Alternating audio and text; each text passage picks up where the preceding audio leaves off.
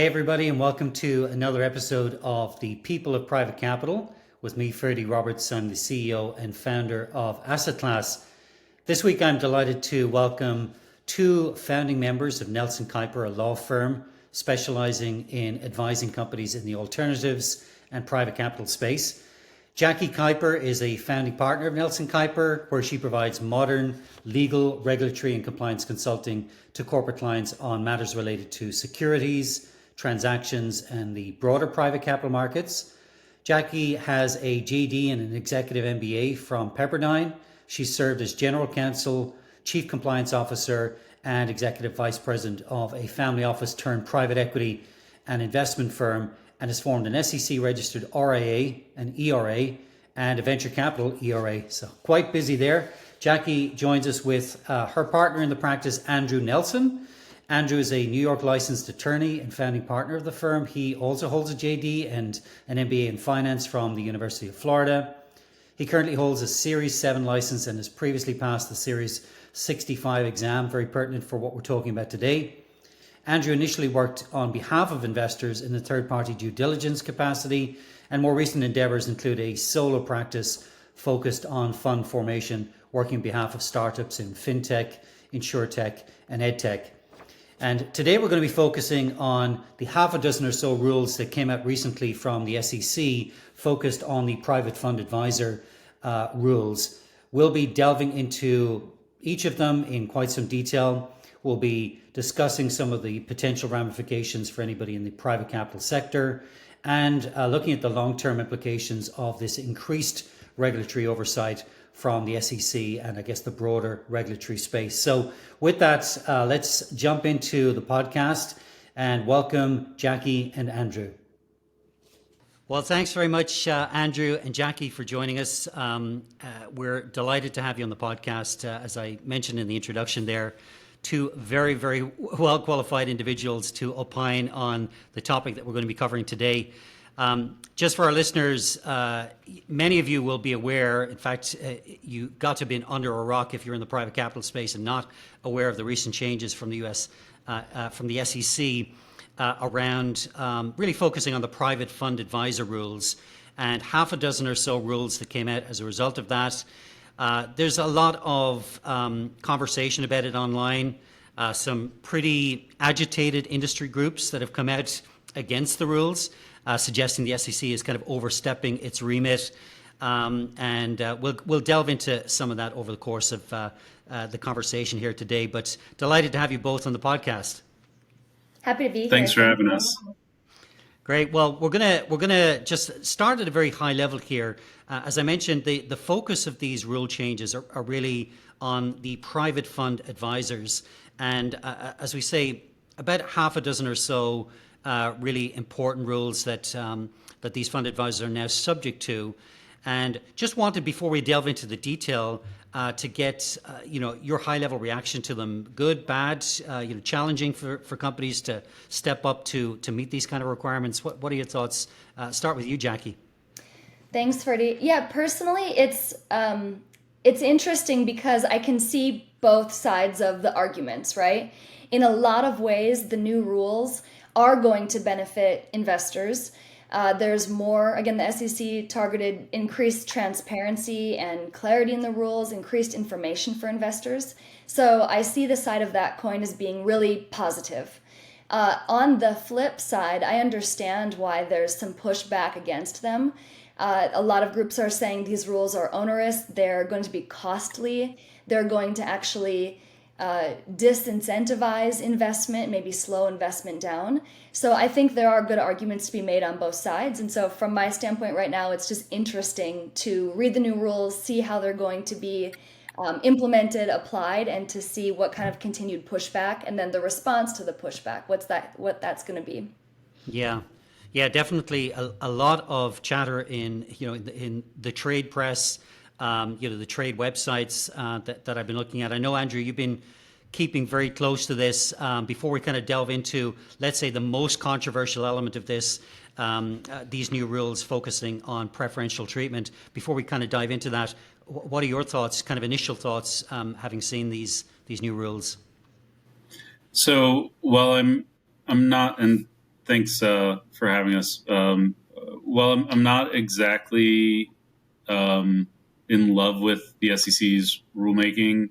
I think I was frankly just overall relieved at the some of the rules that didn't make it through, and so I think they do feel onerous, but I think I have a couple of concerns with them that lie largely in what comes next. And I think I also I think we're in a bad state when I'm actually feeling like these aren't so bad as far as rulemaking goes, but it's because they could have been just that much worse. So Yeah. seeing the proposals that didn't get through is really where I actually kind of feel more relief than actually sort of frustration at the rulemaking process. Yeah. Yeah. Well, one of the areas that Chair Gensler was getting the largest amount of heat from industry bodies was focused on this rule around preferential treatment. And again, just for our listeners, can we break that down specifically? What does this mean when it comes to preferential treatment? We're all familiar in the private capital space that, well, money talks, right? So it's not unusual for institutional investors to have side letters or preferential terms around things like management fees or even the carry, where they sit on the capital stack, etc. What are the primary implications of this preferential treatment rule for private capital funds? I think on its face, the primary implication is that whereas in the past investors could be incentivized, say your first money in, Yeah. often you may be given a discount, or a lot of these funds are illiquid, so there may be some preferential treatment in getting out or exchanging your interest or transferring your interest. Those, you know, the prohibition's now saying you can't do that. And to the extent that you're offering anyone, a side letter, something like that, you've got to disclose it. I have no problem with that, and I don't think the industry in general will have a problem with that. But what it does do is it reduces economic incentives for investors to come participate. The disclosure side of it, to me, not a problem. The implication on how it actually plays out to incentivize private investment, that's where I think we'll see the biggest ramifications. Yeah. Is there again, just to clarify on that point, are so the disclosure is one thing, right, for the fund, if they're coming to agreement with let's say a large investor, disclosing the fact that, let's say, management fees are slightly reduced, instead of two, it's 1.5 or 1.25. Beyond the disclosure, are they required to do anything else? Are they required to make that available to other LPs in the fund, or? I believe that there's information rights now where everyone does have to be notified. The disclosure needs to go to everyone. And that's not so much a new rule. In the past, they say if you give information to some investors, you do have to give information to all. So that doesn't change. But how and where you make that disclosure is now, it needs to be more prominent. The disclosure has to be made in every instance. And so I think that's what's going to be required for the fund rules going forward. Yeah, yeah. And before we kind of touch on some of the other rules, Andrew, I know you've been following the press quite closely around the industry bodies and the responses that have been unanimously unfavourable towards Chair Gensler and these new rules. What are your thoughts on that? And do you think that they're either ill-founded, ill-informed, or are they just protecting their own rights? What's your view? So I don't think that they're ill-founded or ill-informed. I think a lot of it may be reactionary, but at the same point, the big thing that you have to understand is that there are actually commissioners at the SEC and who have voiced concerns about these rules. So um, where I think everybody would have a much easier time with these is if the rulemaking was derivative of some sort of congressional legislation. But the fact is that we just don't have that. And so it's a lot of people are feeling like it's prohibitive on its face certain aspects, such as the preferential treatment, and that'll hurt the industry. And on top of that, really it's not the SEC's place or Chair Gensler's place to be pushing these rules out in anyhow. So, Yeah. I think the MFA, the NVCA, and others are right to bring the action. Whether they will prevail or not, that's a different question. But I do think that they made the correct decision. Yeah. What are your thoughts on? I mean, when I first saw the details, I mean, like yourselves, I had kind of a mixed reaction because, transparency, disclosure. When you're talking about the kinds of investments that institutions are making, high net worth individuals are making, right down to the retail investor, disclosure and transparency is a good thing, right? I think most people would agree with that. But at the same time, I think it's realistic for for these larger investors to have the opportunity to negotiate on their own behalf based on the investment. If you've got an anchor investors coming into a fund, do you think it's fair that they'll be required to disclose that level of detail? Because yes, by their very nature, they are preferential terms, right? But equally they're putting more money in. What do you think is motivating the SEC's drive to have that level of disclosure? Is it the growth of retail investing? Is it to as part of a kind of a precursor to some rules that are likely to come down the pipe relative to this broader base of investors that need to be protected? What do you think is motivating them to disclose at that level, Jackie? I don't know that it's about new rules coming down. It certainly could be. But yes, I think growth is one thing that has fueled this. This industry right now is a $20 billion industry, and it's seen considerable growth over the last decade. What's interesting is that one of the hallmark concerns about the SEC is what I would term, regulation by enforcement. Yeah. And these rules are meant to protect investors.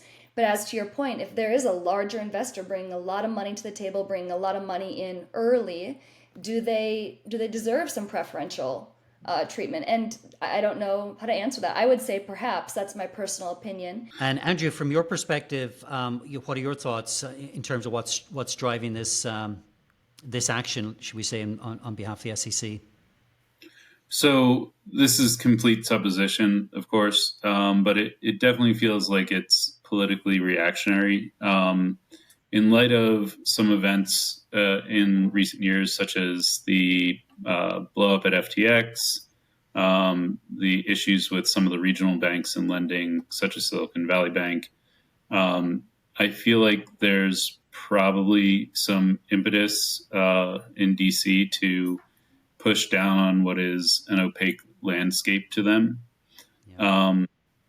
However, it's one of these things that I think, Chair Clayton, when he was in charge of the SEC, for example, refused to actually really move on classifying whether or not cryptocurrencies were securities. And, that was just because he didn't feel like it was in his purview. This regime of the SEC definitely feels like they've got an expanded purview compared to the previous one. Yeah, yeah. Well, it'll be interesting to see how it develops. To me, and you made the point in kind of some of your opening comments, what's just as interesting is what didn't, proceed at this point, but it seemed to be on the table. But let's focus on what is happening and the rules that are in place right now. Moving on from the preferential treatment, the restricted activities rule, right? There was some the restricted activities rule, just to kind of call it out for people, prohibits advisors to private funds from engaging in a number of specified activities without disclosure. And so some of those areas include investigation expenses, compliance expenses, reducing clawback by taxes, borrowing money or securities, unless certain disclosures are made by the advisor. And so again, just wanted to kind of get your thoughts on that in terms of how easy it's going to be for funds or fund advisors to to comply with this, and what kind of overhead that's likely to place on these funds? Jackie, do you want to take this one? Jackie. I personally just think it's going to require a lot more bookkeeping and more notice, just more communication, enhanced communications, really, which is not necessarily a bad thing, but it can Yeah. be a little bit of a costly thing, right? You may need to add team members or add, um, different roles within your organization to make sure that these notices are being tracked, they're all going out, investors are receiving them, and that you're housing all of these properly and can provide proof to the SEC that you've made these disclosures and requisite notices. Yeah, yeah. I mean, that's clearly. I come at it from a slightly different. I come to the same agreement, but I come at it from a different perspective. As a technology provider to the sector, I see the increased need for auditability, as you say, the books and records being maintained, in an appropriate fashion. So if you do come under the watchful eye of the regulator, that you're able to point to it, satisfy them of your compliance with these rules. But I think for the restricted activities rules, that to me, it does seem that that's what it boils down to. So, for example, in investigating expenses, the ask is that you prohibit the charging of allocating fees or expenses associated with the investigation of an advisor or related person, unless you get in advance written consent of a majority of the interested investors. So that's kind of, to me, that makes sense, right? You're required to disclose it. You're required to provide proof of disclosure, and as you say, have the books and records to support that. And the same is true, it seems to me at least, around things like compliance expenses. So prohibits the charging of regulatory or compliance fees, again, unless you're providing written notice. And so we'll provide some details in the show notes of a kind of a summary of those for people, and you can go to assetclass.com and you'll see a write-up of this. In fact, a recording of this clearly on our website, but just with links to support the detail on this. But it does seem that it comes down to, yes, you've got to keep, on top of your books and records, you've got to have, I guess, to avoid the overhead of throwing additional bodies at it, you've got to put some systems in place to make sure that this detail isn't falling through the cracks, that you are meeting those requirements. And it's good for us from a technology perspective, maybe not so good. And actually, I think it plays to, Andrew, you mentioned the MFA kind of coming out strongly against this. One of their observations was that this is penalizing some of these smaller funds and certainly earlier stage fund managers because of the overhead that this was likely to place on them. So, yeah, this administrivia that's being added to it is certainly not helping the case for the SEC. But let's switch to kind of another one of the rules that's causing a little. I'm not sure if it's as controversial, but the quarterly statement rule, which is requiring that all registered advisors provide detailed performance, fee, and expense reporting to their investors on a quarterly basis. Jackie, what are your thoughts on that in terms of let's say, the appropriateness of the level of detail that they're looking for on a quarterly basis? Do you think it's appropriate, it's fair on not just the smaller funds, but on the larger funds, given the complexity of what that entails? Fair is a funny word. Again, I think it's two sides of the coin. It's beneficial for the investors. It's wonderful for the investors. That type of information should be tracked, monitored, accessible, shareable with investors, particularly at the big shops. It is going to be, again, it's going to be a bit onerous, especially for some of the smaller funds that are not used to reporting on a quarterly basis. Again, it's a good thing. It's enhanced communication, but it's more work. And again, I think this goes back to how you back it up. Are you tracking all that data live? How easily can you assemble it, and how easily can you share it? It's about keeping good books and records. So again, back to the word fair. Yeah, it's fair. It might be tough to implement, but I do think it's fair. Yeah. Yeah, definitely seems to be, certainly from an LP perspective, with a couple of exceptions. There's a possible, I won't say unintended consequence, but actually very real consequence for institutional investors in terms of the flexibility they have around the terms that they agree around investment. If the perception might be, well, hey, if that was disclosed publicly to all investors in the fund, maybe I won't be as happy to try and negotiate in that point. That might actually favour the GPs, who knows? But potentially penalising the larger LPs in the fund. For just to pause for a moment, you guys obviously at Nelson Kuiper, you focus and you provide support to fund managers, whether they're early stage funds that are creating the funds, putting the agreements in place, the structures in place, etc., amongst a wide range. And again, we'll link to you guys in the show notes for people who want to check you guys out. It's nelsonkuiper.com. How is this going to change, for example, the services that you provide to your clients? Is this providing a more onerous kind of disclosure in the PPM and supporting documents for LPs to sign up to, or is it too early to kind of say at this point? It's probably a little too early for our current client roster. I will say the biggest fear that I actually have about these rules aren't as that they are as currently situated, but it's rather that they get adopted by FINRA and start getting applied to basically non-SEC fund advisors and all private funds in general. Right. Because we see a lot of these, and while it might make sense for, say, a hedge fund that's considered a boutique fund at $700 million, that's still trying to raise that money, and we can debate whether or not that's onerous.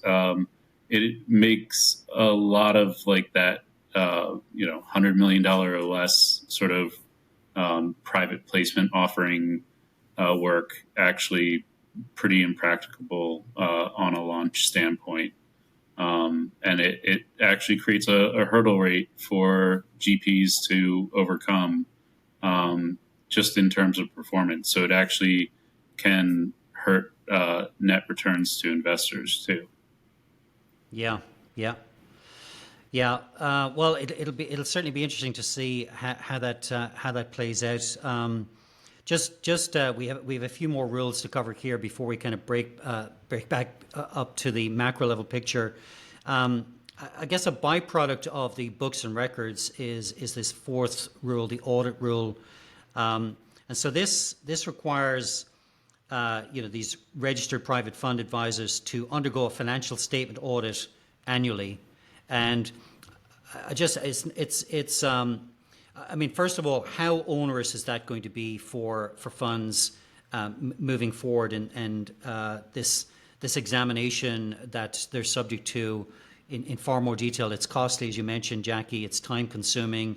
It's going to require additional resources, which I guess that's all. This all feeds into the cost of capital, which in turn is potentially dilutive to returns on the fund. But what are your thoughts on that, Jackie? In terms of auditing and how onerous this new rule is. This one to me is pretty onerous for the people that have not been practicing this. I think there are a lot of, especially larger funds, that do this anyway. They're whether their exemption requires them to or they've chosen to offer audited financials. I think it's a great move, and a lot of groups are already doing it. But for those smaller funds, this is going to be costly, and I think ultimately potentially adversely impact investors, just simply due to the cost. Yeah. What about yourself, Andrew? Any thoughts to add to that? I actually think that I agree with Jackie completely, but I think it creates a higher barrier to entry on new funds to launch, just in complying with this right off the bat. I think the thing that we have to remember is that a lot of limited partners in hedge funds, private equity funds, venture capital funds, they're all highly sophisticated and they have strong economic leverage in general. So, while it might be best practices for a fund to actually provide this anyhow. We're not exactly having LPs who have no understanding of the economic risks and no wherewithal to sort of be able to do their own investigative due diligence before allocating capital. Yeah, yeah, yeah. Well, we'll watch it with interest. We know it's subject to, certainly to negative feedback. I think the assumption has got to be right now, if you're a private capital fund, these are in force. You're required to comply with them unless any of the actions that are taken are successful. But do you have and I appreciate this is just an opinion. It's not legal. Let's say your legal opinion, but do you have any sense of whether or not that's likely to get anywhere other than people expressing their displeasure at the fact that they now have a bigger weight to bear as a fund? Do you think any of these industry bodies are likely to get anywhere with their actions? I actually do, and I think what we have is the Fifth Circuit's going to hear this. I think it likely goes up on appeal to the Supreme Court.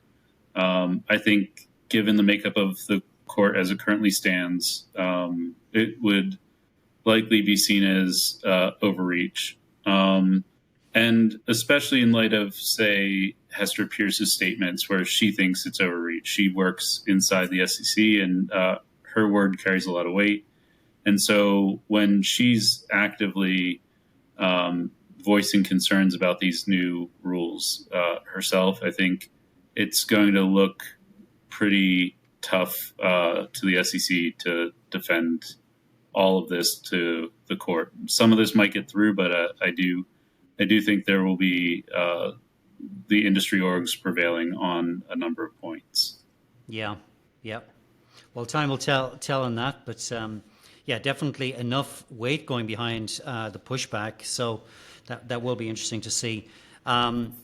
So there were a couple of other rules here, effectively focused on the fifth, which is the advisor-led secondaries rule, which again is following that theme around disclosure.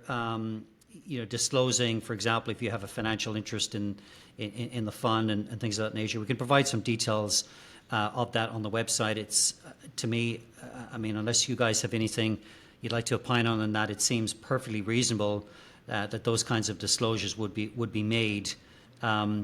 Any thoughts on that, or you think, well, it seemed to me it's not an afterthought by any means, but there's certainly a lot of activity in secondaries, and this seemed to me just like a little tightening of, hey, just make sure that this information is now made available to people, and all of the investors in these private funds getting a written summary of that, anything that's material to that secondary. Is there anything that's noteworthy in that rule, or is it just exactly what it says on the can? To me, I'm curious whether this is going to bring new parties into the space, new service providers, new vendors, because one of the things that's required is that the RIA obtain a fairness opinion or valuation opinion. If we're doing a valuation report, who's providing that? What is it costing? Does that bring new groups into the industry? Right. We'll see, but that to me was a curious point about that rule. Yeah.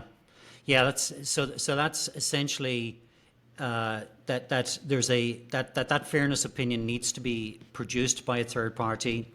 So it's kind of a hands-off view of the fairness of the transaction. That's basically what that entails, Jackie? Yes. Yeah. Yeah. Okay. Yeah. Well, that's the advisor-led secondaries rule. Again, we'll provide some details on the website about that. There are some specifics there, and then the final point is really focusing on the dates.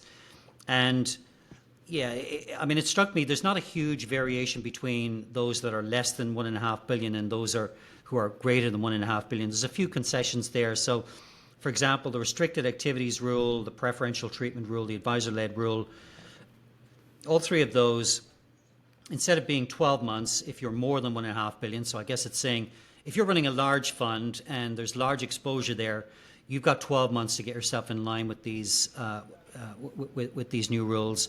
If you're less than 1.5 billion, instead of being 12, it's been extended to 18. Am I correct? Am I reading of that, or what are the specific implications of those timelines? Is it that you've got to be compliant by that date? Obviously, any new funds coming in, I'm assuming you've got to be compliant from day one, right? But is there? Am I reading that correctly? You are, yeah, and it is like a 6 month difference based on your size, and it's you have that much time.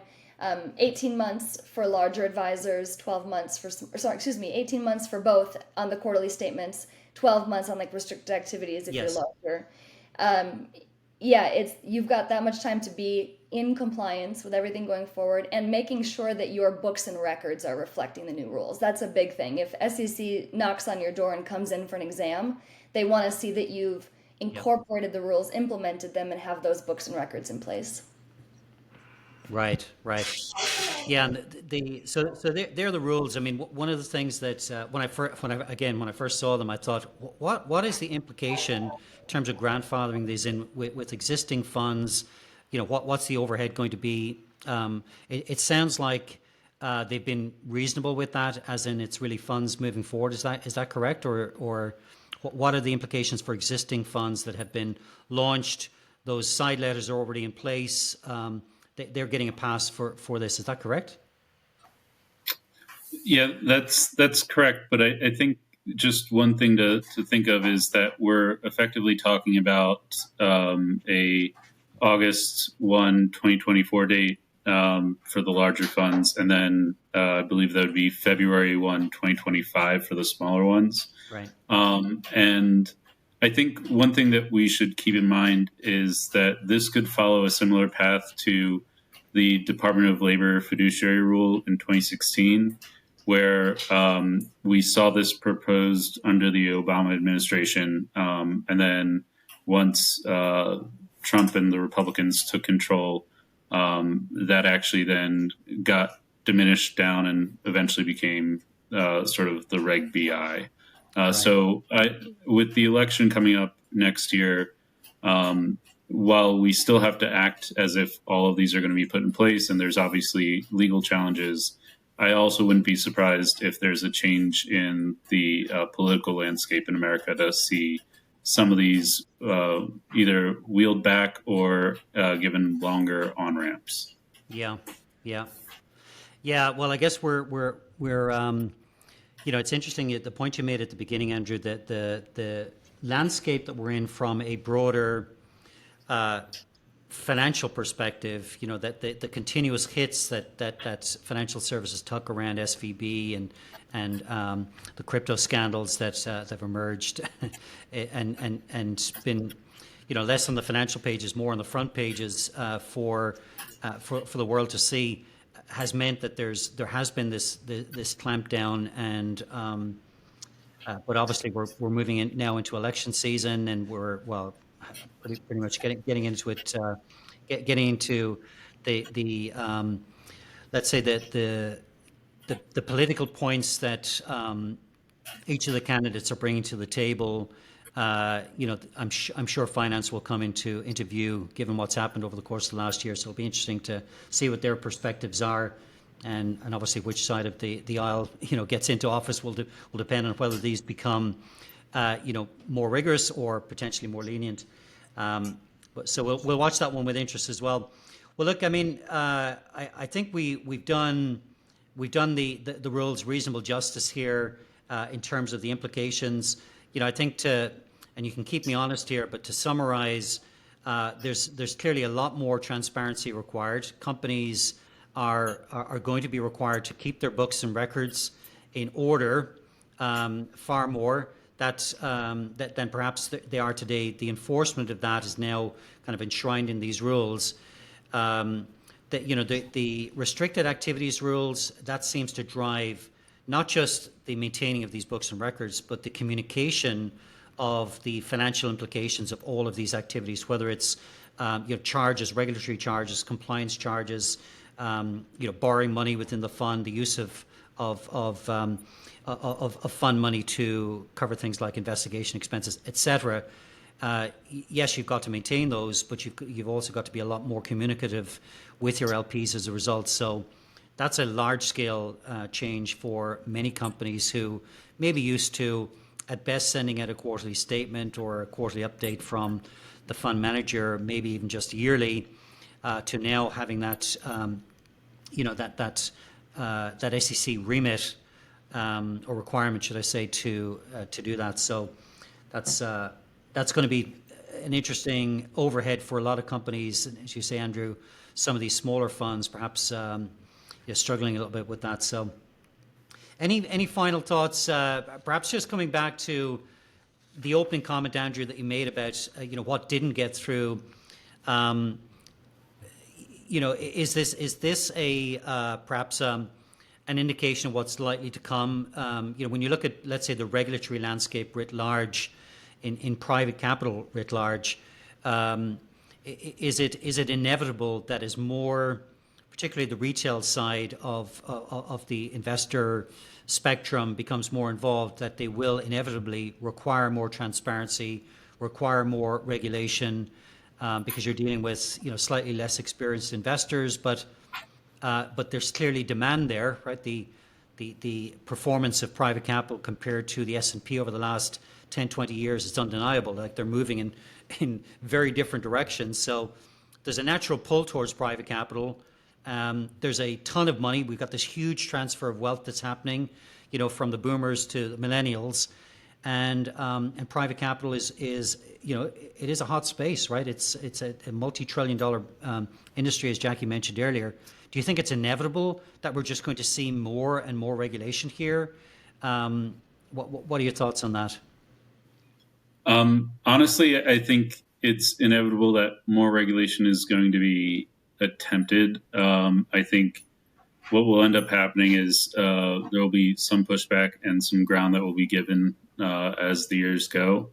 But honestly, this is a space that, if you asked a RA 20 years ago about, they probably barely had an inkling. And now everybody at every conference is sort of talking about what their allocation percentages are and how much they should be pushing into real estate or private equity. So I think that will sort of inherently bring more rules forward. I would really like to make sure that the sophisticated, accredited investors and qualified institutional buyers are not burdened by some of these onerous rules that may make more sense for the retail investors under, say, a Reg A plus offering. So that's my big concern. Yeah. And Jackie, you've got a tremendous amount of experience in the sector. What are your thoughts, just from an ongoing regulatory perspective? Do you think that's it's likely to become just more and more onerous, and that companies are just going to have to live with it? This is part of the cost of doing business, or?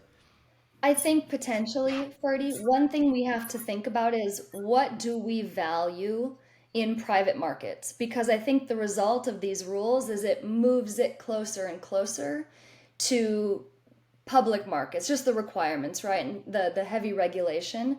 So do we value transparency and regulation? Yes. But we also value opportunity and off Wall Street opportunity, which is a lot of these private funds. It's alternative sources of capital. It's other opportunities that you're not going to find in public markets. And so it's going to be a weighing of what we really value, because private markets absolutely have their place. So again, to your point and Andrew's point about politics swaying this a little bit and swaying kind of what drives the commission, it could keep changing and oscillating over time. Yeah. Well, it's a fascinating space. I'm hoping for our listeners that we provided a little bit of transparency into what's going on there, and clarified some of these rules fresh off the press as they are.